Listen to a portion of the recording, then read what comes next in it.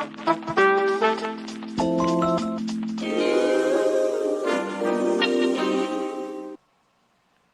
right, welcome to another episode of Mic Drop Mondays. It is June 29th as we're recording this episode. We have a special guest. He's Eric Salazar. He is the president in branch 913. That is Grand Junction, Colorado. It represents a bunch of carriers in Western Colorado. He's going to talk about the life of Dan Workman and what happened on the day that the brother died on May 30th of this year.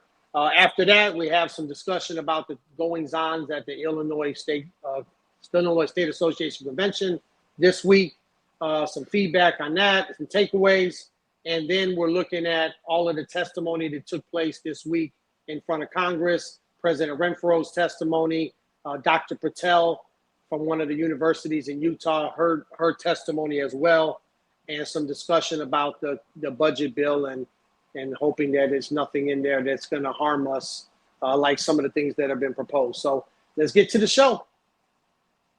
All right, everyone, as promised, we do have Eric Salazar here with us. He's president in branch 913 out of Grand Junction, Colorado, and a lot of Western Colorado. He's going to talk to us about what happened with Brother Dan Workman out on his route on May the 30th. We have been trying to get him on for a couple of weeks, but had some scheduling issues, but now we're able to get him on. So I will open it up to you, brother, to tell us a little bit about yourself, maybe your branch, your situation, and then get into the circumstances, what happened with Dan out there on the route. Yeah, Mike, thanks for having me. Branch 913, we cover a good chunk of Western Colorado. Grand Junction's our biggest installation, and that's where I'm out of. But we cover Vail, Glenwood Springs, Carbondale, Rifle, Rangeley, Delta, and Montrose, Colorado. So we got about 130 active current carriers, about 220 total members with our retirees. Dan's brother, a little bit about myself. I've been Postal Service now going on 10 years. 3.5 of those is the CCA. So I know the struggles that those guys go to. I got involved in my local branch because honestly, I didn't like the way things were going. I felt like as a CCA, I wasn't getting representation.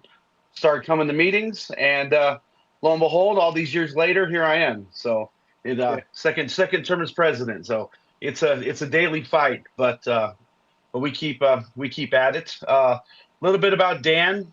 Dan started about the same time I did. I was a PSC for a short time, and he was a CCA. He'd been a regular carrier since I think December of 2016. He's been on the same route since then. So wow, no adjustments or nothing. Same route. No. Yeah. Let's not get into the adjustments. His route was a beast, though. It was on a light day. If he's not going to every door, it's 14 miles. If it was a heavy day, it got advos. It was a 16-mile walking route every day. Damn. So he loved his customers. That he wouldn't bid off that route because he loved his people on that route, and those people loved him.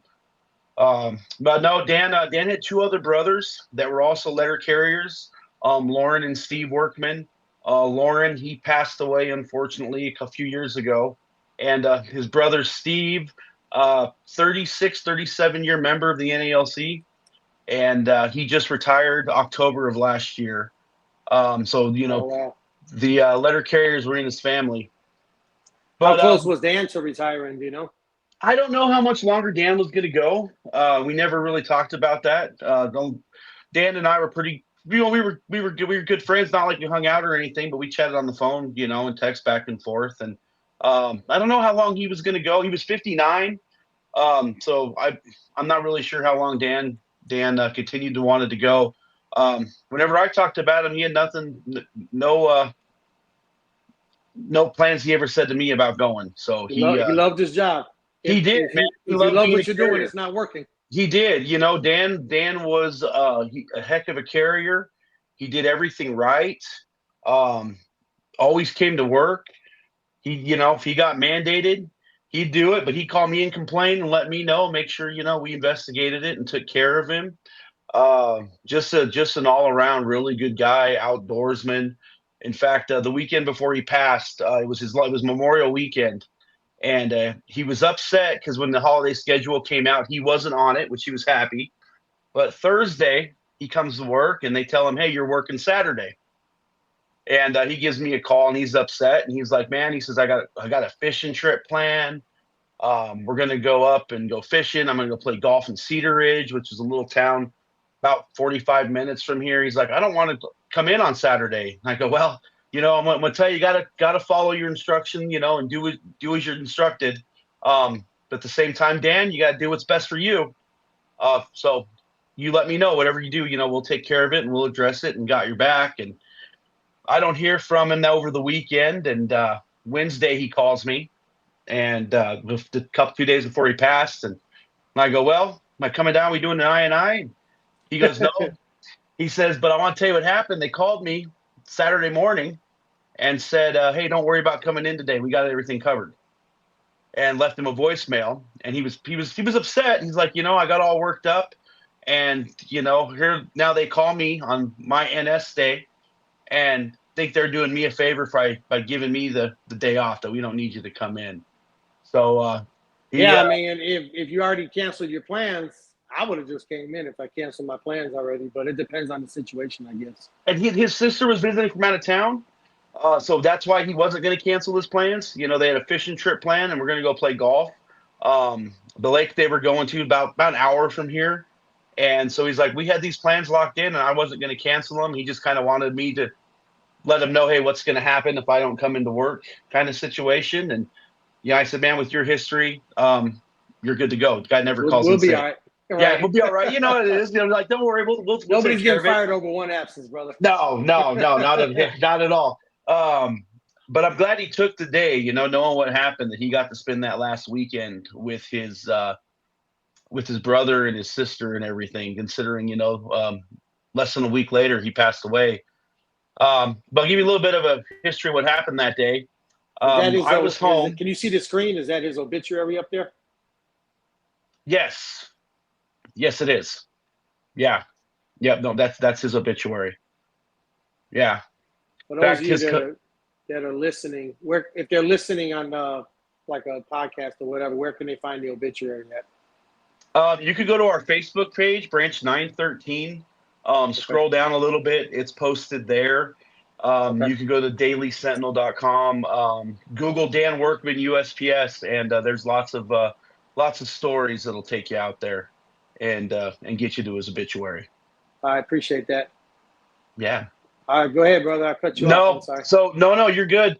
So I'm sitting down getting ready to eat dinner, and my phone rings, and it was a supervisor. And it was a supervisor that I knew was not on the clock that day. He was on leave. And which was the first red flag. Like, why is he calling me when he's gone? And, this never can be good. And so I answer, and he says, "Hey, I think we might have lost the carrier."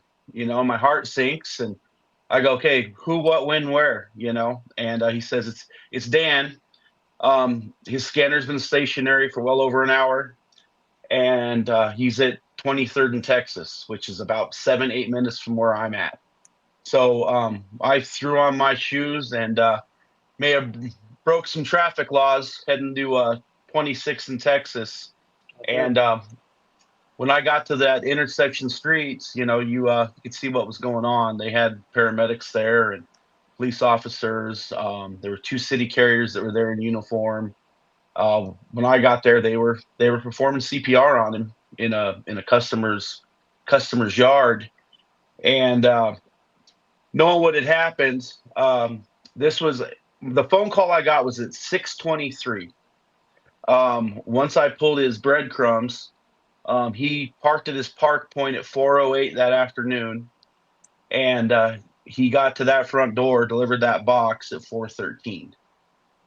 And his scanner didn't move again after that. So after doing it took 2 hours, because you said the supervisor told you he was stationary for 1 hour, but really it had been 2 hours by then. 2 hours. And then they started changing their story the next day, that it was only 20, 30 minutes. It was kind of got me fired up, and I'm like, no, don't tell me that BS. I've already seen the data. The data don't lie sometimes, you know. Yeah. And I know what time I got the phone call. I know what time I was there. And if it was just 20 minutes, they wouldn't have still been performing CPR on the brother almost 2 hours later. So, Right. but after doing a little bit of digging, I'm like, well, what made you guys go check on him? And I was told that obviously Dan was, you could set your watch to Dan. Unless it was Monday, he was coming in at 8 hours. He took his lunch break. And if he went long or something was happening, he was always the first one that would call, let you know. Hey, I mean, he was a diabetic, so there were days it's like I need to take a little extra break. I got to get a snack, but he always had stuff with him. He didn't do that this day. But going in and doing a little investigating, there was a CCA that was on a route that was just butted up right next to Dan's. And as a CCA, she got done. She called the office and was asked, "Hey, I'm done. Where do you need me to go?" And the closing supervisor, 204B, says, "Hey, will you do me a favor and just go check on Dan? He's been at this address for So quite a she knew while." that he had been stationary for a long time. She The knew that he'd been supervisor. stationary for a while. When I asked her, she said she hadn't got him on the phone. I requested the RIMS messages because she said they tried to message him on the scanner. I requested them. There was no RIMS messages sent from the supervisor's program that day on the scanners. And then I asked for the brick. We call it the brick, the office phone. Right. I want to see the call log, and that information is still yet to be provided to me. So, but I have the CCA who was sent out there, and she gave me her phone records. They didn't even call the CCA to go check on him. Right. She happened to call back to the office, not the other way around. Exactly. She happened to call in, and I have the phone records to prove it. What time was that? What time did she call? 6:02. 6:02. Oh wow! So it had been almost 2 hours. Almost 2 hours. He said he got to that location at 4:13. 4:13. She calls back at 6:02. Hour and 49 minutes later, I guess. Yeah. Wow. So, according to her, when she got there, she parked behind his mail truck. And as she parked at the mail truck, she saw a lady come down the sidewalk waving her arms at her. And as she was getting ready to get out of her truck, out of her mattress, the sheriff pulled up behind him. And so the sheriff got there just as the CCA had gotten there. So he did lay in that yard for quite a while. So a postal patron must have been who actually found him, right? It was actually one of his customers on the route. She was she works at the VA as a nurse, and she was walking her daughter, pushing a stroller, and came up upon the house, and she could see Dan laying off there in the yard. When I got there, I had never carried this route, and my first question to one of the guys was like, "Is this place vacant?" Because it was yard was overgrown. Where he was, there was like a bush and a tree. So I could see how somebody driving by wouldn't have seen him. But like I say, it was one of his customers from down the block that came up upon him.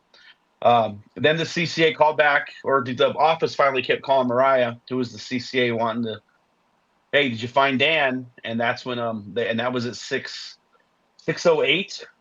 And that was when they said, "Hey,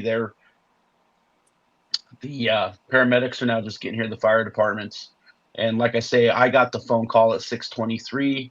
I arrived on the scene a little after 6:30, and they were still trying to resuscitate. And they still didn't go out there, huh? The supervisor? No. So there was the supervisor that called me. He was there when I got there, but he was on leave. He did go out there. He'd go out there, yes, but he was on leave. So the one on duty didn't go out there. There was two other supervisors that came out. Two of them were on leave. One of them had already gone home for the day, and just happened to live a couple blocks over, and came down. No manager or supervisor that day who was on the clock ever came to the scene. Wow. There is, I don't know. It not that they could have done anything, you know. It rubs me the wrong way a little yeah. bit. It just makes me feel a little I don't Well, know. I mean, you could say there's nothing you could do, but at the very least, you have communication with the family.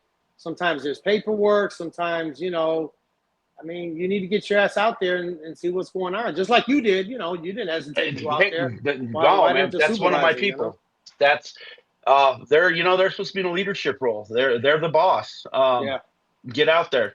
Period. I mean that's just how I feel. But I'm not happy with the way it was handled. Autopsy report. The initial findings came back. It was a hot day in Grand Junction that day. It was the first hot day we had. It was about 94, I think. They did say it was a cardiac event, so it was a heart attack. The coroner's findings said heat was not the main factor, but it also said in their preliminary report it could be a contributing factor once they get some of the toxicology stuff back and everything. I mean, I'm not a doctor, but everything I've read, when it's hot, and he was on his last loop of the day, so he's already done 14, 15 miles at that point or more.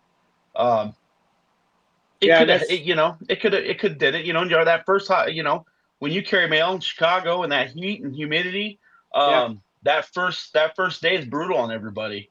So, I'm not saying they could have done anything about it, but I got a problem. You send us, you knew there was an issue, because when the CCA talks to the 204B, the 204B, the CCA said that the 204B was very, she was nervous, like she could tell there was something wrong. Then why not get up and go check yourself? You send it. I think the CCA is 22 years old. She's worked here since December. To an unknown situation. And when I talked to the 204B and I asked, well, can I see Dan's breadcrumbs? And she pulls up her M's and, she's showing me the scanner. She's like, well, I just thought that Dan was in the house, like taking a break. Because you know how the scanner pings when it's sitting there, it keeps trying to reset itself. And, you got 30, 40 dots in a little area. I didn't say anything to her at the time, but it's like, well, if you think a carrier's in somebody's home, this wasn't a business. He shouldn't be in a house. That's not something like he would have done. Well, especially like you're talking about a guy who's, been a carrier forever, who's like, what time was he supposed to be back? Did he have, what time do you guys start? Did he have overtime that day? We started 8, but he takes a lunch every day. So he did not put in a 39.96. I requested it, never got anything. So he was scheduled to be back at 4:30, right there at the end of his day. I mean that right there should have told you something was wrong. And the fact that the thing is pinging, and the fact that, I mean, this is a guy, this ain't his first rodeo. He's been on this route forever, and you, like you said, you can set your watch by him. You got to know that he would normally be back by now, and he's not back, and he's, in the same location for that long. I mean, and you're a nice guy, man. I'd be a little bit more pissed than you. Well, I'm trying to be politically correct on here. Let me just say that there was I can be a yeller. I don't care who it is in there. When I'm upset, they're gonna know about it. And you can ask some of my members, man. They know when Eric is on the floor. So no, I was I was really hot on Monday. And we'll get to that part. But the day prior, we also had a CCA who had a gun pulled on him out there on the street. Wow. And it was blown off. Huh. So here I am thinking in the back of my mind, okay, there's obviously a situation here. You think he might be going in the house. You can't allegedly get him on the phone. He's not responding to any scanner messages. So you send a CCA to go to an unknown situation. Right. After someone just had a gun pulled on him a few days earlier. The day prior. Literally the day prior. That on the 29th. Yeah, at 11 o'clock in the afternoon, guy pulled a gun on a CCA. And then when he told the supervisor laughed on it. according to the CCA, his words were laughed it off. Wow. So he had to call another station, and so I was already hot over that. But then sending, if I can't get a hold of somebody like that, I'm calling dispatch. I'm calling send somebody out there to let's check on this person. Something's not right. Yeah. How about 911? Their location right there. Hey, do a welfare check. I got a carrier I can't get a hold of. Can we please get somebody out there to go check on him? Or excuse my French, but get off your ass and get out there and go see what's happening. Yeah. I've How had some far away issues. was the location from the station, from the post office? 5-6 minute drive. Oh, come on, man! Wow. Yeah, 5 or 6 minute drive. No, it would have. That's rough. It is rough. I hate to hear that, because they could have possibly saved his brother. We don't know how long he was out there, and at what point did he have the cardiac event? Did the medical examiner kind of give any indication of when the cardiac event took place? So the official announce of death was at like 7:15, 7:19, somewhere in there. I don't have it in front of me, but they did say that in the report that more likely the actual time of death was closer to that 4:13 moment. Right. So I don't know if they could have saved him. My personal beliefs, I like to think Dan just passed right away. He didn't lay in that yard long. It was instant. But what if it wasn't? That's my issue. What if he had a stroke instead of a heart attack? And the difference between 30 minutes and 2 hours in recovery time for like a stroke or anything, that's huge. That's a guy that might not ever be able to walk again, where they can give him drugs to fix it. Time is of the essence. It just, they harp on us so much about stationary time. One of my AO offices, they go 12 minutes on their break, and they're getting an I&I over for stationary time. We're extending their break. Or that's 2 minutes over. 2 minutes. The last one we did, I said, we're not even going to answer that question. 2 minutes. That's ridiculous. So they issued. They issued two. I got a carrier up in one of my AO offices. They gave him a letter of warning for some stationary time. The longest part was like 6 minutes, and it was a cluster of businesses. I hate stationary time. There's nothing that says that the carrier has to be moving at all times. No. Like, where did they get this shit from? Well, so what if I'm stationary? It doesn't mean I'm not working, and it doesn't mean I'm not doing anything. 100%. 100%. That's what irritates me. And I'm like, this guy, if something's wrong and you 20 minutes, 15 minutes, an hour, okay, let we can investigate that. But 5-6 minutes, 2 minutes on your break. Yeah. And then we got and you see a situation like this where it's where obvious. The hell were you? Yeah, well, you're obviously not, monitoring my stationary time to make sure I'm okay. You're just monitoring it to be able to use something to harass me by. Mm-hmm. I mean, that's what's so frustrating is, and that people talk about the MDD and the GPS capability, and there's a lot of technology and capabilities now, but it just doesn't seem like the Postal Service wants to use that technology to protect us and keep us safe and look out for us, and they want to use it to harass us instead. And that's disgusting, especially considering the dangers that this job has nowadays, and especially considering, the real work that we do versus the non-work that they do. And that's just that's why there's so much tension on the working floor and in the post offices these days. I have some angry members, man. Very angry members. They should be. When is the final report from the medical examiner going to come? Do you know? Anytime. I was actually going to email her on Wednesday, tomorrow morning, and see if we get the final report. So, I'd like to see it. Have you reached out to, I don't know who the RWCA is out there, Regional Workmen's Compensation Assistant, but somebody, I mean, it sounds like it's possible that his death was caused by or exacerbated by his working conditions, right? It very well could be. I know the family's been in the NALC. I called my business agent, Dan Versluis, right there. Dan got a hold of National right away. Ed Morgan called me the next morning, and they had 2 guys from the emergency response team here right away, and been working with the families. And I talked to Steve, his brother, Dan's brother, just last week, and just checking things, and everybody through the NALC has been helping them out and everything, answering their questions. And the emergency response guys have been texting back and forth with them. Dan was divorced. He did have 3 kids, so older, grown, but they've been in contact with everybody, and it sounds like they're looking into stuff. I don't know if they've David Miller is our OWCP guy here for. And that's who I was thinking of. I didn't know if you knew him or not. You've been in touch with him? Yeah, well, not about this situation, no. And I will, though, now that you mentioned it, follow up. Yeah, give him a call, man. I mean, David Miller he's a great guy. He's sharp, and I mean, there might be something owed to the family. If you die in the line of duty, it's a CA something. You know, it's different than if you just die of natural causes or whatever. Yeah, and I do know that the emergency response guys had talked over that with the family. When they were here, they spent 3 hours of their day, of the 2 days they were here with. That's a great program, isn't it? It was. You know, when Ed Morgan called me, and when I talked to Dan and Ed, I didn't know how my people were going to react to this.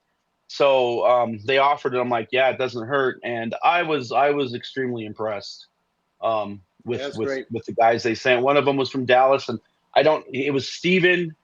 I don't remember his last name, but he's out of Dallas, Texas, retiree. Obviously, Dallas has had their issues, so he had a little firsthand experience, you know, with Mr. Gates and everything. Right. And then, and then John Meyer, he's a branch president here in the Colorado Springs area. He was another one that they sent over, and John and I are good friends, so it was nice. When they got the call and he heard it was Grand Junction, he's like, "Yeah, I'm on my way. What do you need me to do?" So the response for them, I was really happy with. That's awesome. Do you know what kind of, they changed the HIP program this year, the Heat Illness Prevention Program, and there's a lot of information. If you go to Director of Safety and Health Manny Peralta's page on the NELC website, you can kind of, I mean, he's got a lot of stuff in there that's very helpful. But the Postal Service this year changed their program in that prior to this year, they would have every carrier sit and watch this video, this interactive video. I don't know if you remember seeing it in years past, but I allegedly saw it. I don't remember it, but that was the one that I know in 2023 they just kind of falsified everyone's records. 2024, at least in Illinois, they did a whole lot better at actually showing the video and taking the time. I mean, it's 20 minutes, but in 2025 they came out with a new program, and so with the new program, they say that the video is going to be for a new employee. So the new employee will get that video at orientation or whatever. And us that have been working already, we've already seen the video. And for us, they were just supposed to kind of do their stand-up talks, MDD messages, messaging at the post office, knowing the signs of heat illness and heat stress and all of that stuff. So I wonder to what extent in Grand Junction Post Office was that stuff being disseminated and posted and stuff like that? Do you know? Posted, no. There was a stand-up that was given. Not sure who all was there. I know I wasn't. According to my light blue stuff, I was there. I know OSHA came in with all this with Dan, and me and the gentleman with OSHA had a very lengthy discussion about some things. And just on Friday, he emailed me back and said, "Hey, I'm going to need you to be around because I'm going to interview every employee in Grand Junction about the heat safety stuff and all this." So they're sending guys from Denver, man. That's a 4-hour trip one way. So to me, that's OSHA's taking it pretty seriously. How many carriers are there in Grand Junction? We've got roughly 82, 83 right now with regulars and CCAs. That's a lot of interviews. It is. Yeah, that's what he told me. He's like, "You're going to be busy." So, he kept me in the email chain with people in the Postal Service asking for contact information and all this kind of stuff. for all the carriers and everything. I feel like they're kind of taking it seriously. We'll see where it goes. OSHA's taking it seriously. The OSHA taking it seriously. Yeah. Postal I mean, Service is particularly Postal on the Service. day of. So you got a couple things that stand out. One is the implementation of the HIP. You know, you like you said, if they're giving a stand up, whatever information they're giving, are they posting it up? Are they making sure that if the employees were not at work that day, when they come back to work, that they're giving them the information that's contained in that stand-up talk or whatever? That would be the first thing that would stand out to me.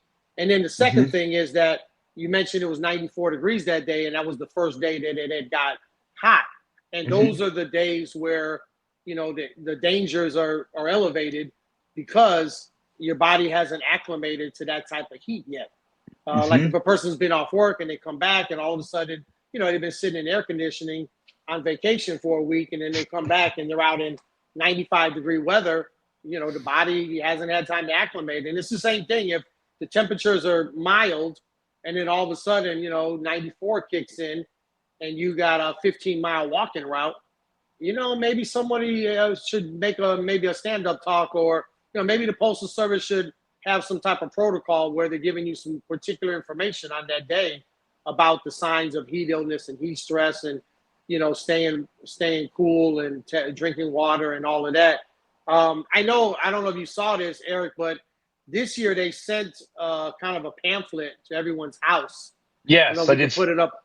One thing that was in the pamphlet that I did like, although, you know, don't send me nothing to my house, man. Don't give me no homework. You know, if there's some training or some information I need pertaining to my job after I punch in, then, you know, feel free to give me that information. But here's how I took that, Mike. They sent it to our house because I don't think they have any faith in their people in the office to actually do what they intend to do from the headquarters level. And that's a great point.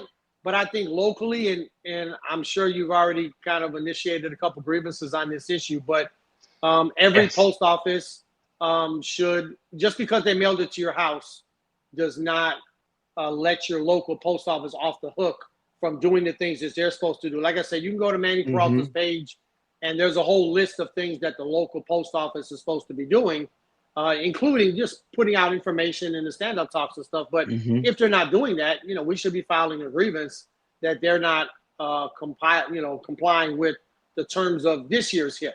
Just like we filed all those grievances in 2023 when they were falsifying our records because they weren't actually giving us the training that they were supposed to be giving us. Well, it's kind of similar in this year in that they may not be giving the stand-up talks, they may not be posting the information, things like that. But at least in the mailing they sent to our houses, it does say at the bottom there, I don't know if we're ever going to be able to get it up on the screen here, but we can put it up later, I guess, when we edit the thing.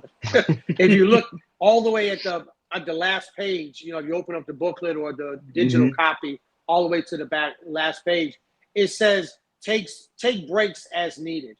And that's always been the kind of the fight we've had with the Postal Service, where they would say, take authorized breaks. And we're like, no. Heat illness doesn't work like that.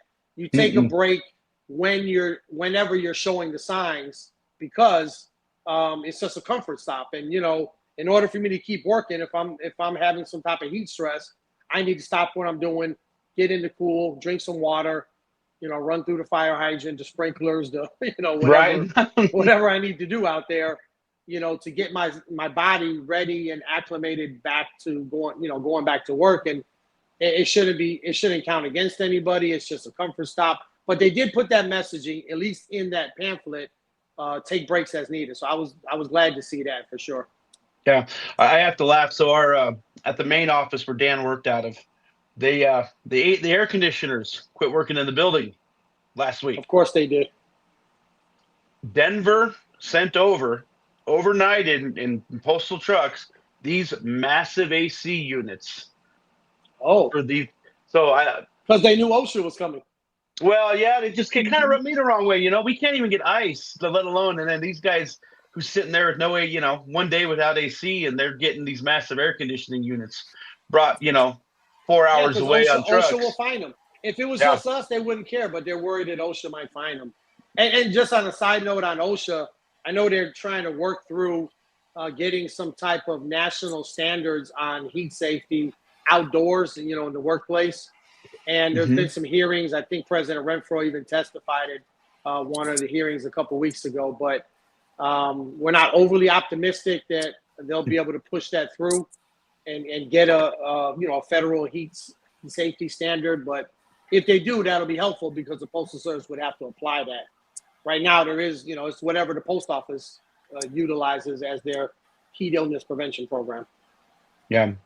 Just a little, anything good comes out of this, just make more people aware, of the situation, and, some public support behind us with the heat issues, get the Postal Service to lighten up on us a little bit out there when we need those extra stops. Or, hey, why were you at McDonald's for 20 minutes on Saturday? Huh? Because it was 105 degrees, I Right. needed some AC. Because the ice cream machine finally started working. What do you want me to do? It cools us down, right? Hey, what is the start time there? I know in Texas, when Eugene Gates died, they were able to at least temporarily get the start times moved earlier. That's one of the dangers out there is the amount of time you're out in the sun, We were at 8:30. We started at 8:30? We were at 8:30, and I actually got them in January to move it to 8 o'clock. Yeah. So we've been since January. We've been at 8 o'clock. So I still like 7, but I do too. And I've been fighting with the postmaster with these new truck schedules and stuff. It's actually been beneficial for us getting the mail earlier. And I got in his ear. I'm hopeful getting back to 7:30. 7:30. I'd love that. Yeah. Yeah, because Right, one of these AO offices they start at 9, and yeah, that 9:30. I didn't see 10 o'clock. It's insane, especially in the summertime. Horrible. Well, in the wintertime too. You're in the summer, you're out there longer in the heat. In the winter, you're working into the dark. Mm-hmm. And either way, it's inherently less. It's inherently less safe. It's not inherently unsafe, because it could be safe, but it's inherently less safe to keep up that type of schedule. And service. Let's get I can't imagine there's not a customer out there that don't want their mail earlier every day. Exactly. Let's focus on some service. Or their packages. Shit, they want them earlier. What's 100%. Wrong with that? Mm-hmm. Yeah, post office got a lot of work to do, and that's we don't have the number of hours and days and weeks to have that conversation right now. We could be here through the 4th, my friend. Yeah. Yeah. Well, hey, man. Thank you for coming on, and maybe in a week or two, or after OSHA comes out, if you could pop back in and give us an update, let us know how things turned out and all that. Yeah, I got one of the grievances with Dan's heading to the B team. Heading to the B team last week. So when I get some resolution or something on that, I'll share it with you and let you know. Awesome. So yeah, because I do want to bring this up because I do want people made aware. I love the Postal Service. I enjoy my career. I love being a letter carrier. But these guys, they're dirty. They clocked Dan out the day he died at 4:30 in the afternoon. No, they didn't. Yes, sir. Oh my God. Like I say, man, you're too nice. I'll be flipping over some tables somewhere. Yeah. Let's just say that my reaction led to an investigative interview against. I had an I that day after, so that's okay. That's all right. That's all right. Well, no, there was lots of foul language. They Good fixed for you, it. Man. You got to stand up for your people. Good for you. I try every day. So thank you for what you do. Now, you're welcome, brother. We're all out here trying to do the best we can. Dan's brother is still a member of the union, the one that's retired? He retired. He actually just got his little letter from, what was his, 1187. And he's 1189. 1189 for the retiree. Yeah. One of the things we talked about the other day, because I noticed he hadn't turned it back in, and some issues with OPM. So he was waiting to get OPM settled up. And, but yeah, he's been a member and will be going forward. So. Awesome. All right, my brother. Appreciate you coming on, and thanks for having me. People out there to be safe out there. We appreciate you guys. Thank you, brother. Appreciate it. Thanks a lot. Yep. Have a good weekend. Yeah, you too, man. forgot to ask you guys if you had any questions for Eric, but I guess we can we can move on because we let him go already. But did you guys have anything you wanted to say about that topic?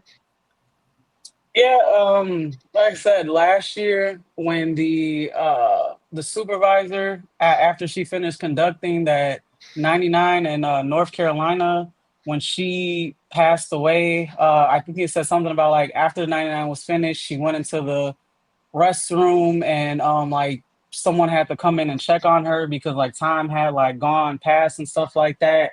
Right after that happened, NAPS had sent out a letter saying how, you know, it was dangerous for EAS to be in those vehicles without, you know, air and stuff like that. And I thought that shit was just total bullshit. Like that, the one, like I said, the fact that, I mean, Naps cared enough to, you know, send that out or whatever, yeah, I feel like it's more than what we get. And then not just that, the fact that they were saying how dangerous those damn vehicles are, but yet you see carriers in them when it's, yeah, it may be 90 something outside, but it's 120 in a damn truck.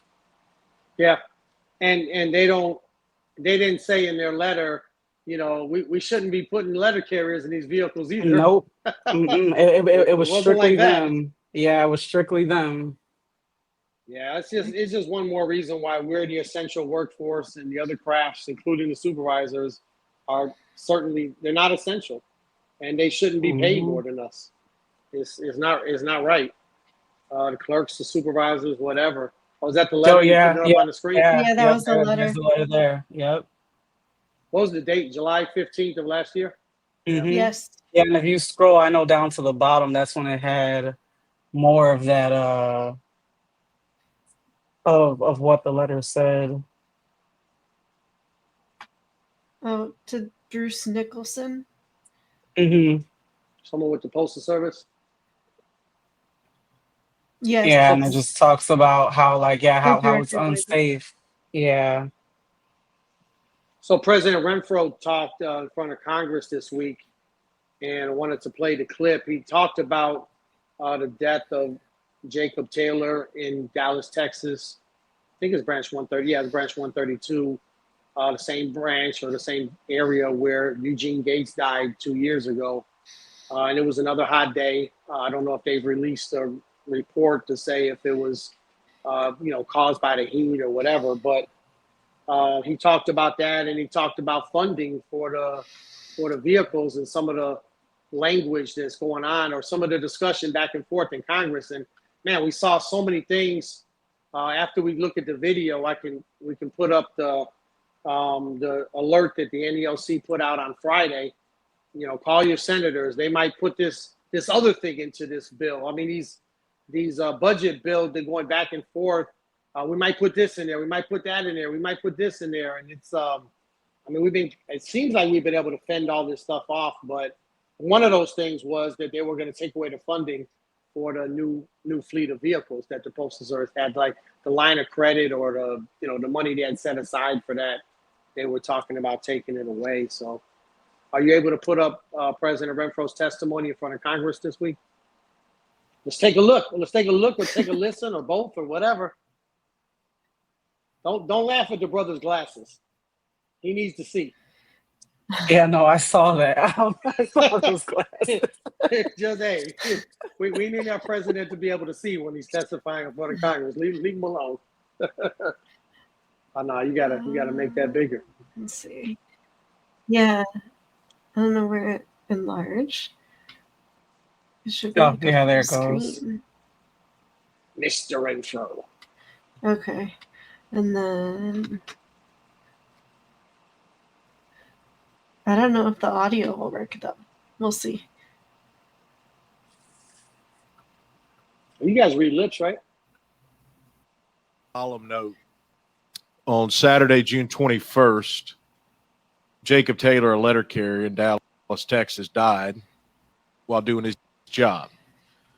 And while the circumstances of his death are still under review, it's, of course, a heartbreaking loss that serves once again as another jarring reminder of the on-the-job hazards that letter carriers face every day, such as crime, assaults, extreme heat, dealing with problems with infrastructure such as outdated postal vehicles and other factors. If the American people's mail and packages are to be protected, the people who deliver them must first be better protected. If you go to the Care for Pres Facebook page, there was a lot of discussion around President Renfroe's testimony, as well as even more so around the testimony from Dr. Patel from some university in Utah, I think it was. But what she was talking about was, why is Congress not funding the Postal Service? It's a universal service mandate, and it costs money to comply with the universal service mandate, but there's no funding for it. And so there's no taxpayer money in the post office, as we all know. But anyway, Dr. Patel had some interesting things to say. Nobody said, how come it looks so dark over there, Mike? You know, I don't know how to use none of this equipment you guys got for me. No, yeah, I was looking more at the uneven tan that she had there. I told Sarah she got to edit that out. Where's that at? And it looked like with the V-neck there, it looks a little lighter right there. So that's why I was like, yeah, we got to edit that tan out. You can like scribble in or something? Like, how does that work? Right. I think she was, I don't think she thinks you know how to do that. I think she just wanted to take a shot. I don't know. I could be wrong. You go to the Care for Press Facebook page. There's we put up clips of a lot of the testimony in front of Congress this week, and there was a healthy amount of discussion. Are you going to try to play it, or you just want to show them what it is? No, I'm just going to show them what it is. Got you. Yeah. All right. Everything's Care for Press. Care for Press, Facebook, YouTube, TikTok, whatever. So I don't want nobody ever saying they can't find us. You want to go to the website, careforpress.org, email careforpress@gmail. Should be able to find us pretty easily. But yeah, go check that stuff out. It was an interesting testimony that she provided in front of Congress this week, I thought.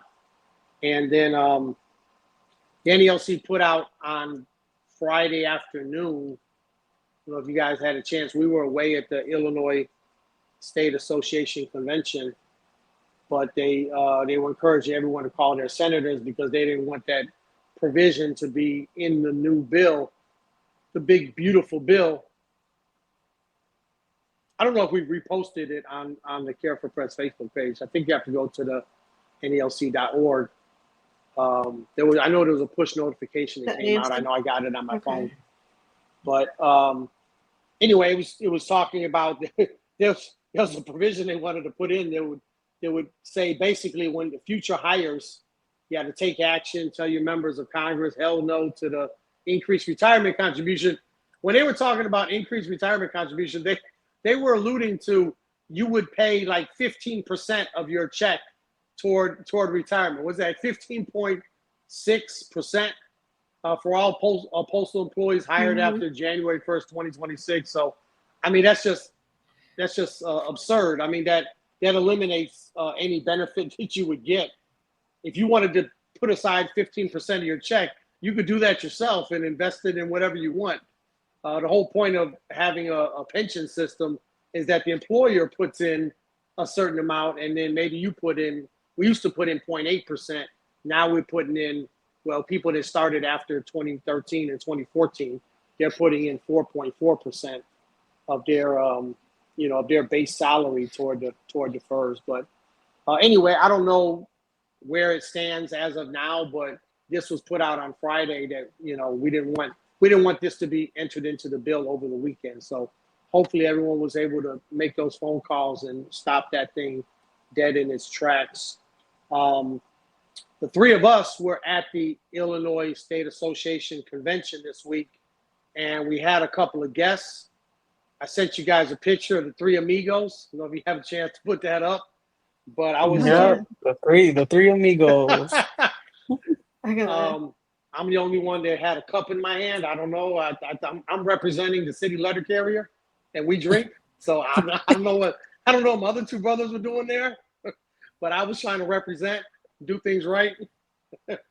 But James Henry was assigned by President Renfroe to the convention. He was there Wednesday evening through the convention ended about 12:30 on Saturday.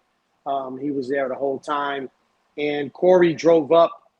I don't know if he had the weekend or he was able to get off work, man, but he drove up from Nashville to Springfield, Illinois on Friday morning. He got there like Friday afternoon.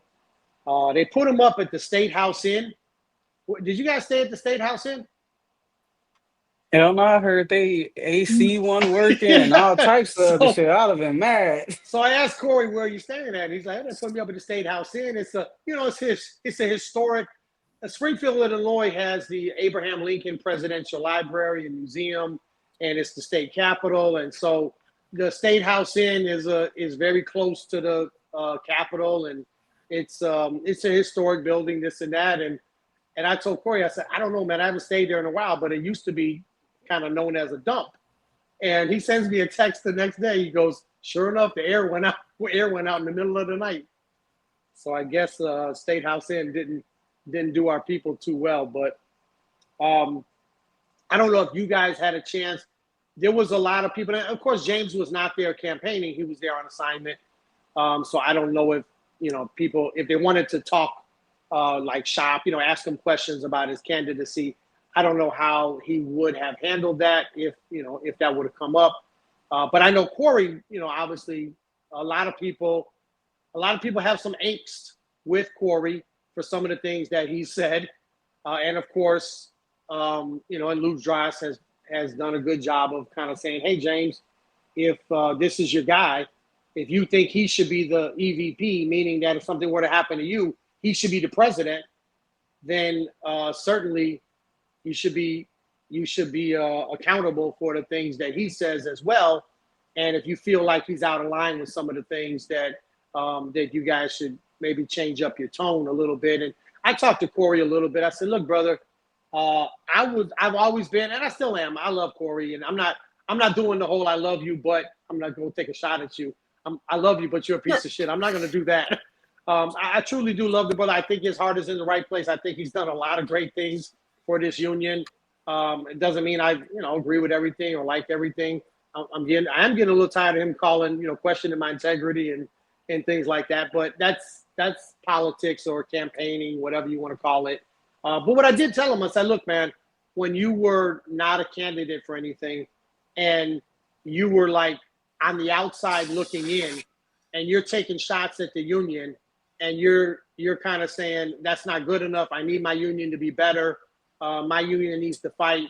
My union needs to file more grievances. My union needs to do this. My union needs to do that. I didn't have a problem with it because I like that. I like that from the members in Region 3. I want the members to push us as leaders in the union. I just, like I said, I like that. But I think when you're a candidate for the EVP, which is you damn might as well be a candidate for president of the union, I don't think you have that luxury. And there's so many hardworking, just great representatives and leaders in this union that are doing everything they can to advance our cause and are working tirelessly on behalf of their brothers and sisters to make improvements in the union and fight against the Postal Service and management. And you're making a blanket statement that everyone's a piece of shit and the union ain't shit and those type of statements. I told them, I said, I don't think that's I don't think that's something that an EVP. I think that's beneath a person who's running as the EVP. And so obviously he's a grown man and he says and does what he wants. But I know there were some people there that had some choice words for the brother, or both of them, maybe, I don't know. Did you guys get a chance to talk to either one of them, James or Corey, while you were? Nah, I'll be honest. I was too fucked up. I did not.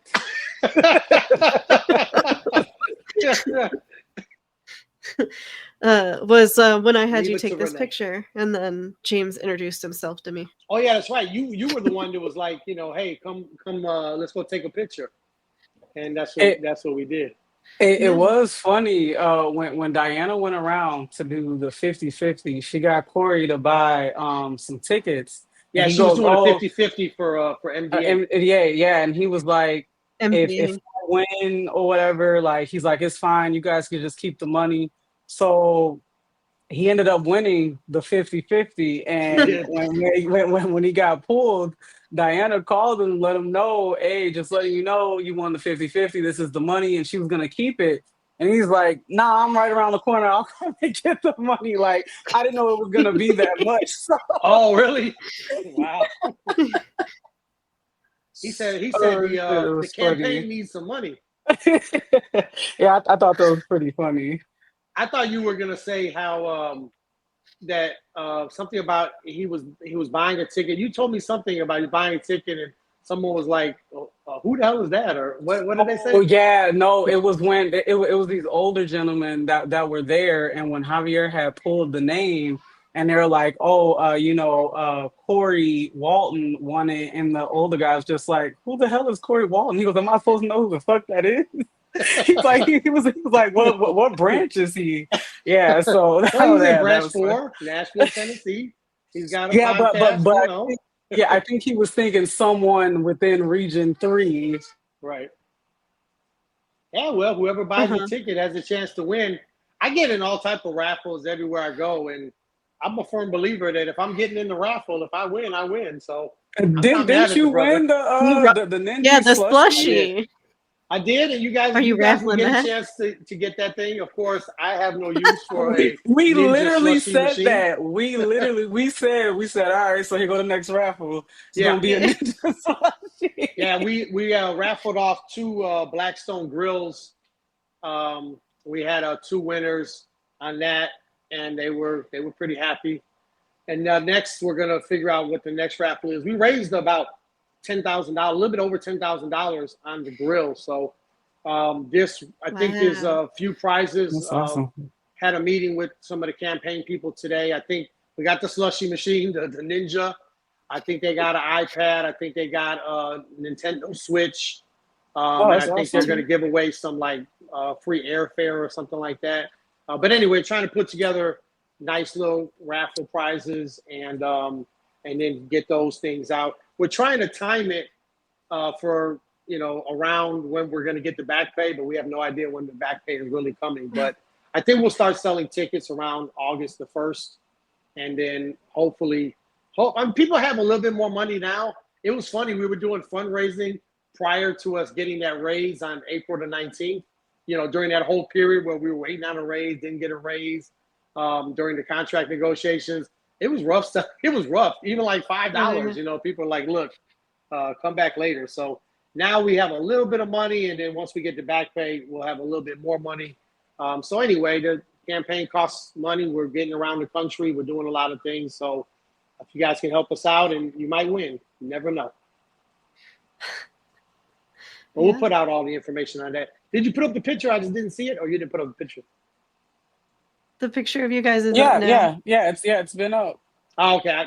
I don't know. Sometimes you put stuff up, and for some reason I don't see it, but Yeah, sometimes it's up. sometimes I do. But anyway, Hmm. it's all Yep, good. you got the drink in your hand with the lemon in there. Yep, it's all up. Yeah, Oh yeah, what was your drink, by the way? that What were was you drinking?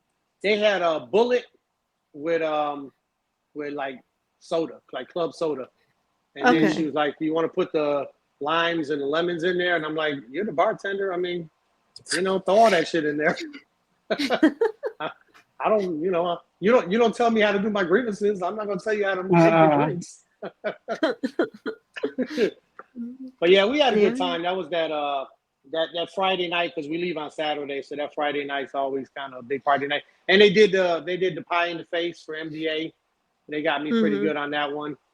But for the record, nobody had to put no like plastic bag over me, or that was weird. If you're gonna throw a pie in someone's face, just do it. Like, there was all this prep time and putting on a bag to protect yourself, and that's no fun to me. I'm like, let's go.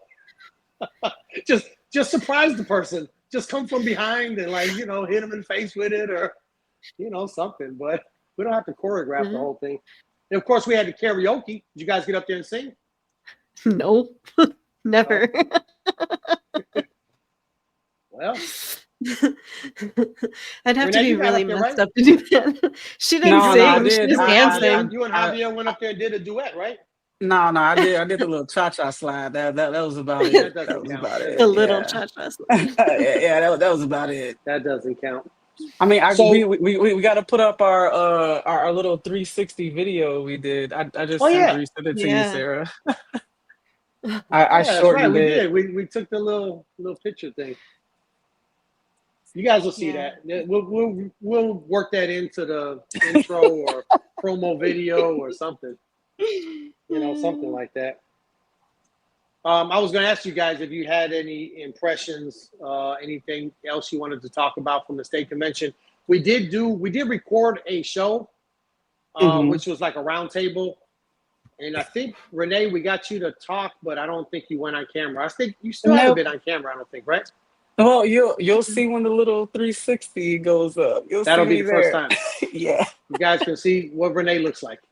But we did the show like a little roundtable thing, just a kind of a group discussion, asking people what they thought about what's going on within the union, what they thought about my campaign. And then they were telling some stories, about me, which was pretty cool. But anyway, we decided that we would keep that one for like a rainy day because we want to release an episode every Monday. And so that one, like if we're on leave or something like that, we'll just release that episode. But that was cool. We were able to record that one. I'd like to do one with, because when Patrice O'Banner, she's now the president in Branch 4016, and when she won some type of award at the convention, and so she gets up to the mic and she's like, "Where's Mike at?" And I'm like, "Hey, I'm right here." And she goes, "When I started at the post office, I went into Ravenswood Station, and Mike was my union steward. And I'm going to tell you guys, it was the same back then as it is now. No break. Like if we had a 10-minute break at the post office, he was having a meeting. He was having some type of training. He was having us read something or look at something. And that's they make fun of me that as the business agent, like there's never a dull moment. I'm always trying to squeeze in a training when we're supposed to be out kind of socializing or whatever. But I wanted to get together a group of people that like used to work with me and stuff, at Ravenswood Station.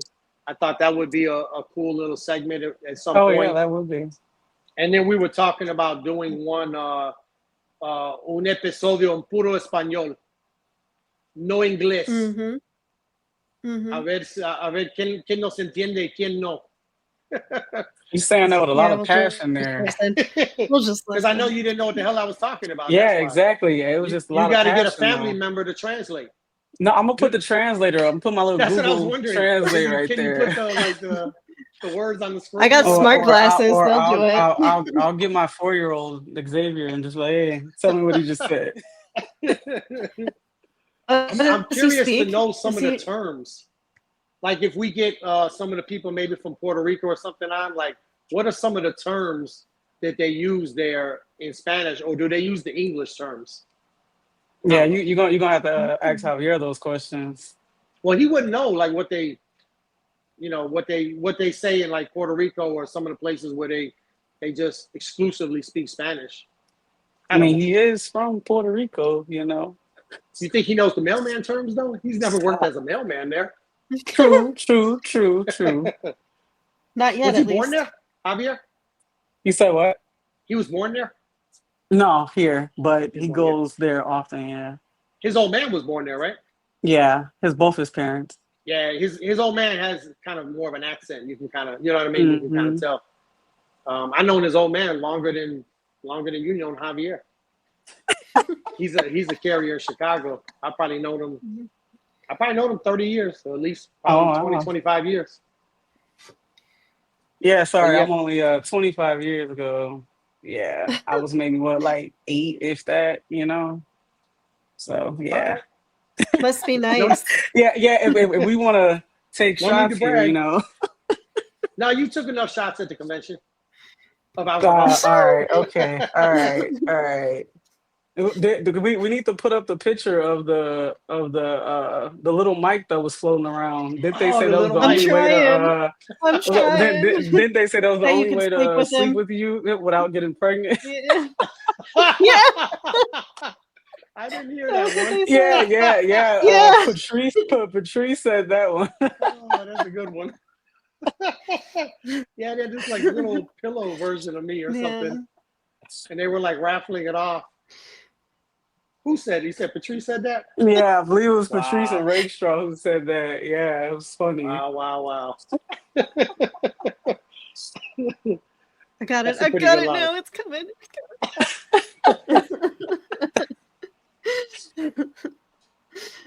I really liked Patrice's speech. It was really nice. It was great. I love Patrice. Mm. And Yeah, I Patrice love her is she's one of too. the smartest Yeah. people you'll ever meet. Very well organized, very passionate for the members. She's doing a really great job. Yeah, I remember when we went to And the formal aid training when I first met her, just seeing a black woman, up there and everything that she was, because she was teaching a class, that really motivated me. So yeah, I love Patrice. I mean, that's one of the things we've always kind of looked at in Region 3 is you want, like you said, as people are getting to know the union, they want to see people that look like them. They want to see a good, diverse group, and they want to see people that are smart and that can help them out and that kind of thing. So we've always tried to focus on having a good, diverse group in the leadership body that we're presenting it.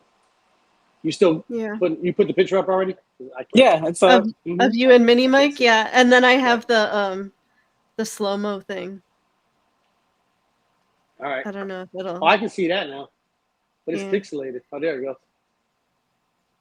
Yeah. That's Renee. Everybody can see Renee now. There's Renee.